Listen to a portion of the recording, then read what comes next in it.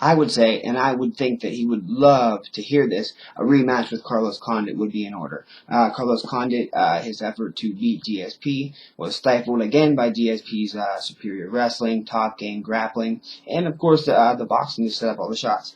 And the main event, Henderson and Diaz, this is where it gets interesting. Henderson, this one for me was cake pie. Henderson, if he pulls off the victory, and if it goes to a decision, he's probably going to get the nod. And if he doesn't get the nod, to me, there's only one fight that makes sense, and that would be Henderson versus Showtime 2. It was the last guy to beat him. He took his belt. It was the last lightweight fight in WEC history, and it was also a title fight. And it was a fight that Benson Henderson the title was held by Benson Henderson and taken by Showtime Pettis. Why wouldn't he want to? I mean, he's only lost to 2 men in his career, and one of the guys. It really is irrelevant. I can't remember his name. The other guy is Showtime Pettis. And, it was kind of embarrassing to get knocked down. I mean, forever in history, in MMA history, you're going to be known as the guy that got, knocked the fuck silly by the Anthony Pettis super kick. So I think, Pettis has been skipped over enough times. Saying he gets past Donald Cerrone in January, it will make perfect sense to put this rematch together. Nick Diaz, again, an easy one for me. It's got to be Gray Maynard. It has to be Gray Maynard. On the show, what season was it? I think it was season 5 of The Ultimate Fighter. Nate Diaz starred on it. He tapped out Gray Maynard. So they had a rematch on a UFC fight night and went to a split decision. I believe Diaz won the fight. The judges saw it another way and gave it. Unfortunately, when you fight in the Ultimate Fighter house, it doesn't go on your record. But I mean, still, we all saw it. He tapped out Gray Maynard. I finished Gray Maynard, and when it came to stepping in the actual cage and fighting 3 rounds, it went to a 3-round split decision that Gray Maynard walked away with. Gray Maynard right now is the number 2 lightweight in the world.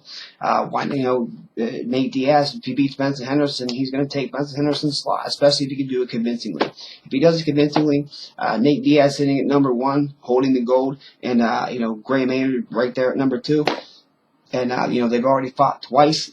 They would actually call it would be called Diaz versus Maynard 2. Actually, it would be the 3rd time they fought. Diaz taps him out in the Tough House. They scrap again on a UFC fight night, and Diaz gets the shit into the stick, and now Maynard just works his way up to the number 2 status. I think he pretty much is deserving of a title shot, regardless. But just him fighting Diaz makes it all that more interesting, just because it is a rematch, and it's not only a rematch. You can actually say that they've already fought twice. Officially once, but they fought twice. Diaz finished the fight where Gray Maynard took it to a split decision, kind of fell into Diaz's ploy.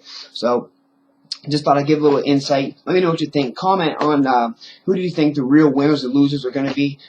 Shogun wins. Who should he fight? Gustafsson wins. Who should he fight? Penn wins. Who should he fight? MacDonald, Diaz, Henderson. Who should they fight? Where should they go next, saying they win or lose? Hit the comment button, like, and please subscribe. And also, right now, you can watch Marcus Davis versus Nate Diaz for free on my YouTube channel at youtube.com/PowerCivil101. Until next time, let's take care of each other. And UFC on Fox 5, baby. I'll see you. Happy holidays to everybody. And, UFC on Fox, UFC 155. Then we have UFC on Fuel 6 coming up. So we got an action-packed December as far as MMA goes. So I'll be pumping the videos out, and you'll be watching. If you have questions, I have opinions.